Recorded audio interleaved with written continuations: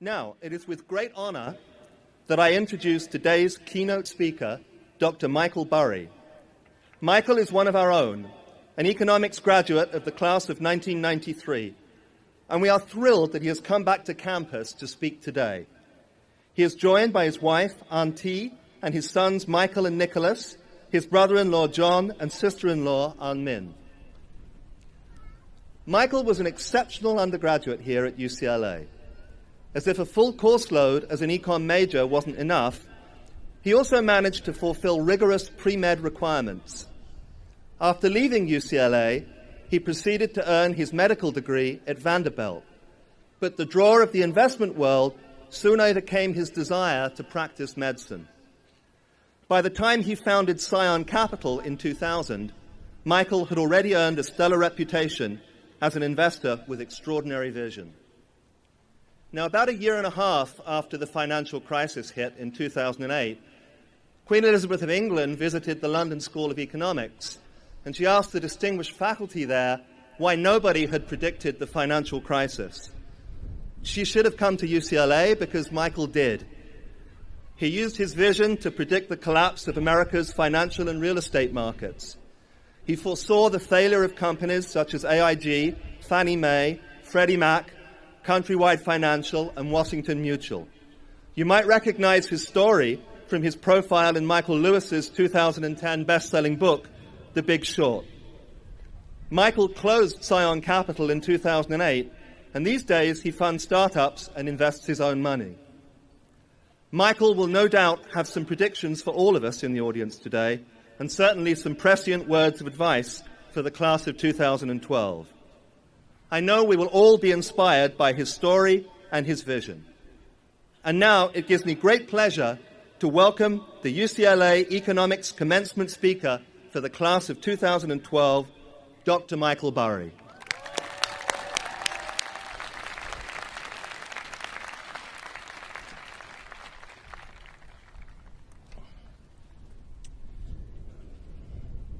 Well, thank you, Professor Farmer. Class of 2012, congratulations. It's quite an achievement to graduate from UCLA. You know, it's nice to be back in Westwood. I certainly have fond memories of my time here. In many ways, the campus is much the same, but in some ways I can see it's different. I do know your campus life has been much different than mine. 20 years ago, I had no internet, no smartphone, no cell phone, I don't think. You know, but I did invest my summer earnings in stocks and futures, and I remember being absolutely starved for information. I had to send away for financial statements, sometimes waiting weeks for a response, and I would pick a near daily trip to Westwood to pick up a Wall Street Journal to check yesterday's stock quotes. Today, it's much different. Information swarms us, it comforts us, it disrupts us. It's an age of infinite distraction for those so willing. You are the generation that has had instant messaging, Facebook, Twitter, and Angry Birds nagging your fingertips at every moment. It's been arguably as addictive as any drug throughout history, and I do imagine it took some terrific willpower during your studies to study.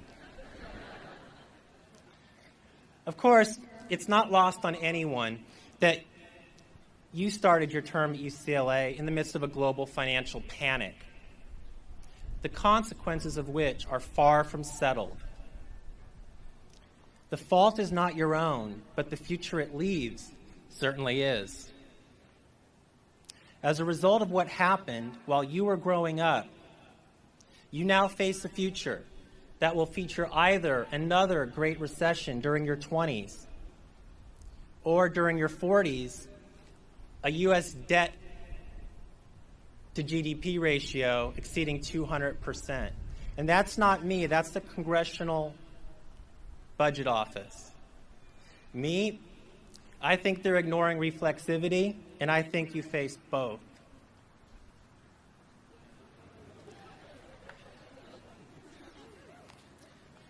Now, Greece was at 160% GDP, debt to GDP, when its last of its 9 lives started running out. From my perspective, this is all the more tragic because the financial meltdown was both predictable and preventable. This was no black swan, and no other serendipitous excuse should be acceptable to anyone. Of late, Europe's convulsions are in the news. Even this should not be surprising. Back in 2006, when a bunch of us shorted Portugal, Italy, Greece, and Spain, we called them the pigs for a reason. I can explain it in one sentence. When the entitled elect themselves, the party accelerates, the brutal hangover is inevitable. Californians, and indeed all Americans, ought to take note.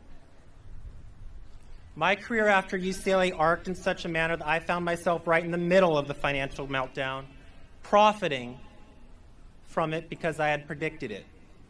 I had been a Chicken Little or a Cassandra.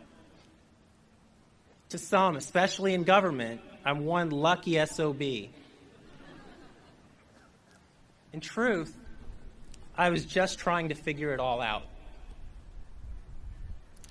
From my earliest years, I found that life, for all its amazing possibilities, very often does not make sense, and at least as often is not fair. Today, it is absolutely not fair, the world you are being dealt. There are many ways to deal with an unfair world. One may tune out, drop out, run away. One may get angry, one may fight. One could do ultimately what I did, accept the world for what it is, work hard to exploit the opportunities it presents, and try to do so in as just a manner as possible. Now, there are two kinds of working hard. You can work hard, you can work smart, or you can work dumb. When I was in 6th grade, my dad dumped a pile of bricks in the backyard, and after school he had us me and my brothers move the bricks to the side yard.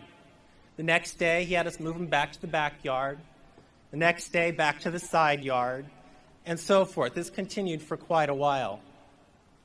I'm not sure what he intended by this, but I did learn that hard work, for hard work's sake alone, would not do. Later, in observing the tenure system so endemic to academic ventures, I would think to myself, hey, they're just moving a pile of bricks. In fact, I began to doubt traditional education. I committed myself to educating myself as opportunities arose. Still, as I graduated from UCLA, I headed to Vanderbilt Medical School. I had read Liar's Poker by Michael Lewis, and it nearly convinced me that even if I could become a great money manager, I shouldn't. Besides, medicine appeared just.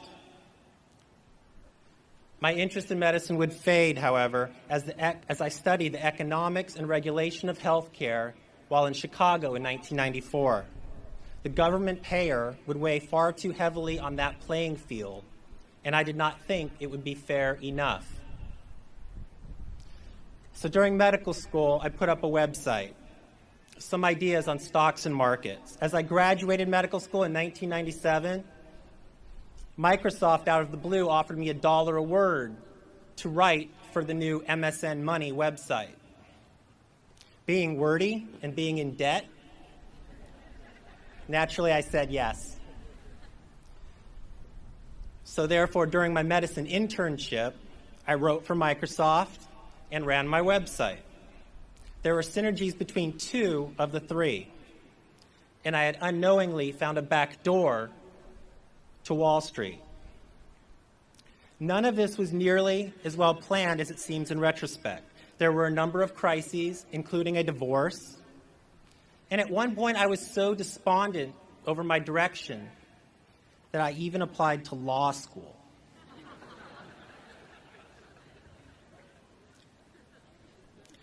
Again and again, I figured as long as I kept asking questions, working so hard to answer questions, I would eventually find my way.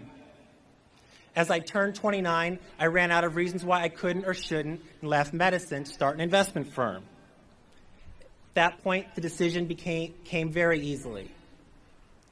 As perhaps should be the case more often than not, I simply weighed the paths before me without considering the path on which I had been. At Scion Capital, my job 24/7 was to ask questions and seek answers. I mostly examined stocks and bonds as long investments. But one day I came across a subprime residential mortgage-backed securitization. And I wondered if I could figure out any of that. Other questions soon followed. Why are home prices diverging up and away from the household income trend line? Answer, if it's not income, it's leverage. What exactly are the incentives of lenders that make mortgages only to sell them on through to Wall Street? Answer, volume at the expense of credit standards.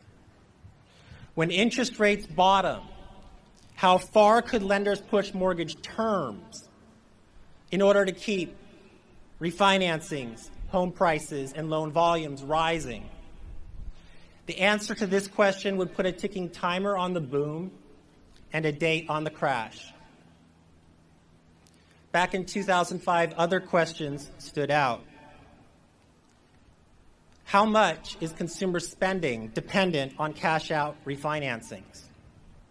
What percentage of jobs are dependent on the assumption of rising home prices? Won't AIG have to start posting massive cash collateral for the first time if it were downgraded?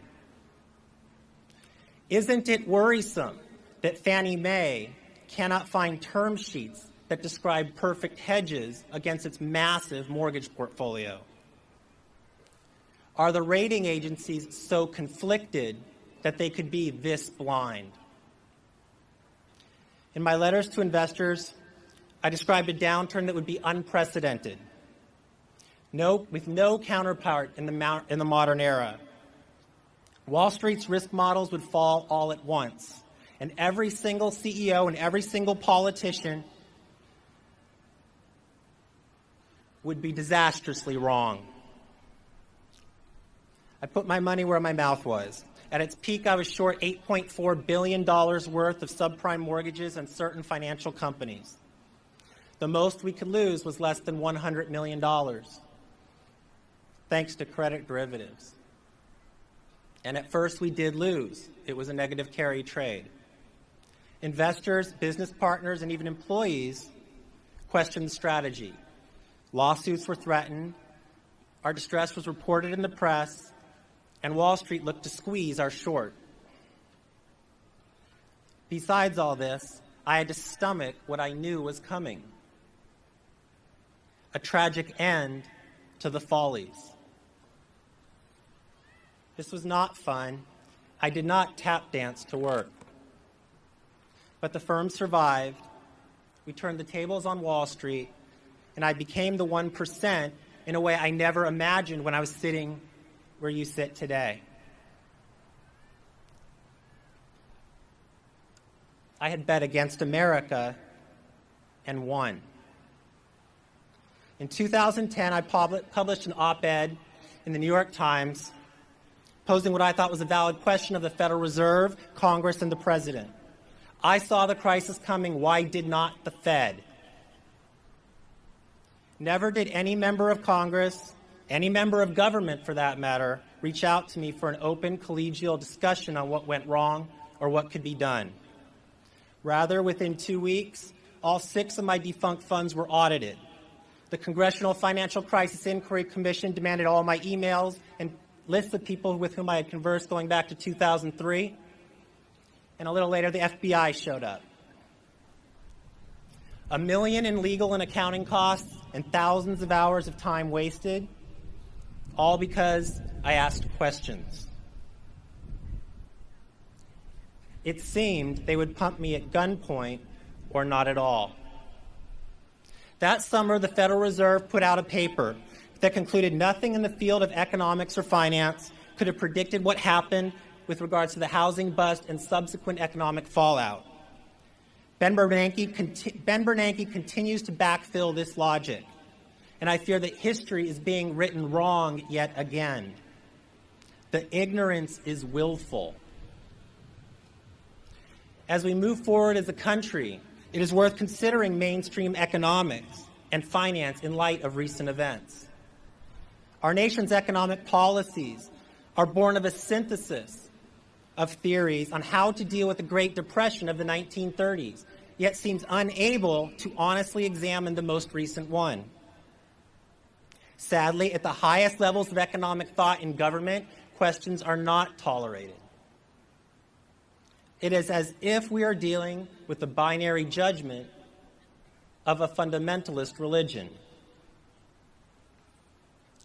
Finance theory and practice fare no better. The continuing crisis makes a mockery of the principles which have guided credit policy and risk management since the 1960s. As it turns out, information is not perfect. Volatility does not define risk.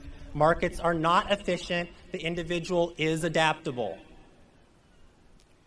But the dark ages of finance allow no such light. Mainstream economists and finance practitioners, please check your premises. You have contradictions before you. Truthfully, I do not expect much to change. Practically speaking, history has demonstrated the ability of sovereign nations to justify themselves and to postpone the moment of crisis. This will be even more true for the United States as the largest economy by far with the strongest central bank. As a result, over the course of your lives, you will experience withering but stealthy attacks on your quality of life as government attempts to manage its faltering finances. You will see declines in the quality of health care, the quality of education, the quality of public safety, and the quality of our currency. Of course, this is a false prophecy. I am simply describing what is already happening. Class of 2012, by graduating today, you are taking a step, another step, on a path that is fairly well worn. A path that in and of itself defines little about your future. Many have started from where you start today and done great and wonderful things. But many, too, have lived lives of another sort. Whatever you see as the next obvious step, consider whether you are being true to yourself, your strengths, your weaknesses, your needs, before you take it. The next decade or so, before you have kids, before you get married, is the most flexible, most genius decade of your life. You ought consider stepping outside your paradigm for a fresh look now and again. If you are considering a career on Wall Street or in Washington, D.C., you should be aware of the social proof that operates there. This is that many, if not most people, will be doing questionable things that obviously make money and obviously earn respect from common peers. If you find yourself in such a place, I would ask you to consider a rule I learned as a physician. First, do no harm. Besides, life is not that short. Life is well and long enough for you to come to regret any activity or habit involving an exchange of long-term risk for short-term benefit. This is what many, if not most, Americans did during the refinancing and consumption boom of last decade, and it was what our government did in egging on the boom. This is also the gospel of drunk drivers and cheating spouses. Of course, when you encounter the opposite, the short-term risk exchanged for long-term benefit. Consider hitting that button again and again and again. Past may be prologue, but this is not true for the individual. The individual can think different, and the individual can act different than those that got us all into this mess. No matter how the economic tides may sweep away the majority, an individual can stand clear. Each of your lives individually is an epic chance. You can leave here today and you can choose to never stop learning, never to stop asking questions. I must say, it will not be without staggering difficulties. There will be times when you will stare at yourself in the mirror and wonder why. But faced with a setback, you will be most creative. Under stress, you will think better and act stronger. So much so that looking back, it will seem as though it was all meant to be. Thank you and good luck.